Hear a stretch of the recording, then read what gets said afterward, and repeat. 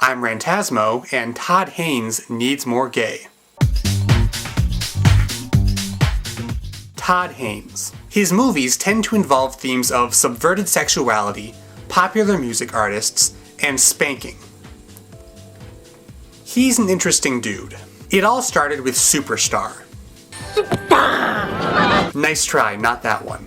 Although, this may or may not be Supermodel Documentary Hour. 1987's Superstar was a biographical film about Karen Carpenter, vocalist of the Carpenters who died of complications from anorexia. Haynes reenacted her story through the use of Barbie dolls, and the end result is a lot more effective than it sounds. Unfortunately, Karen's brother Richard sued for copyright infringement of the Carpenters' music. Mattel probably wasn't too happy either. In any case, the movie's only available on bootleg. But this led to Haynes' first major feature film, Poison.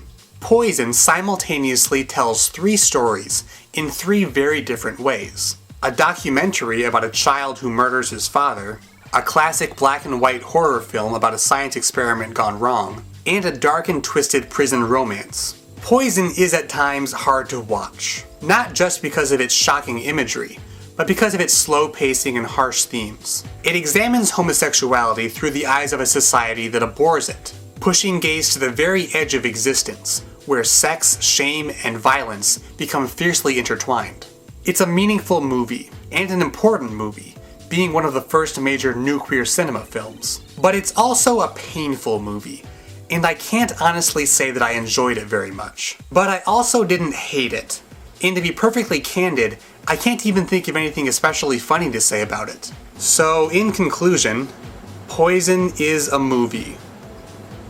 Moving on, Velvet Goldmine is Haynes' tribute to glam rock, focused on Brian Slade, who, despite sounding like some sort of terrible supervillain, is a fictional facsimile of David Bowie, played by Jonathan Rhys-Meyers, who has a love affair with an Iggy Pop Lou Reed facsimile, played by Ewan McGregor's penis. Ever notice how Ewan McGregor is always taking his pants off? And there's not much to say about this particular maneuver except, well...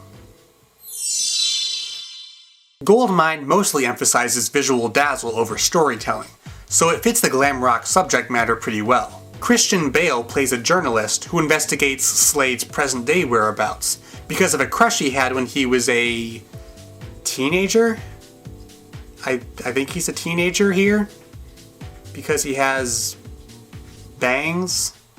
And Eddie Izzard's there, and Oscar Wilde is like an alien. And there's this magic brooch that symbolizes, I don't know, fame. Honestly, I was never quite clear on the details of this thing, but it's definitely a fun, sexy time. And I think it helps not to think about it too much. Arguably Haynes' most successful film is Far From Heaven.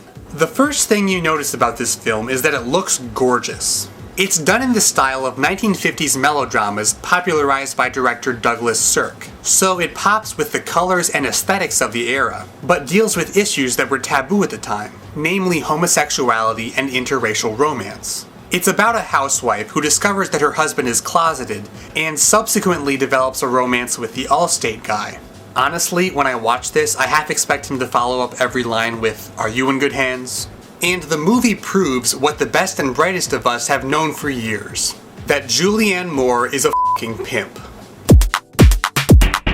She brings this really gentle Pleasantville wholesomeness to the role, without becoming a shallow caricature. She has some actual depth and interest, and she's way more sympathetic than her gay alcoholic husband. Normally this is where I try to tie everything together with some cohesive theme, but honestly, Todd Haynes is one of the most eclectic directors I've seen. If anything, the most consistent thing he does is make films that I'm not entirely sure whether I like or not. But you know what I do like? Supermodel Documentary Hour!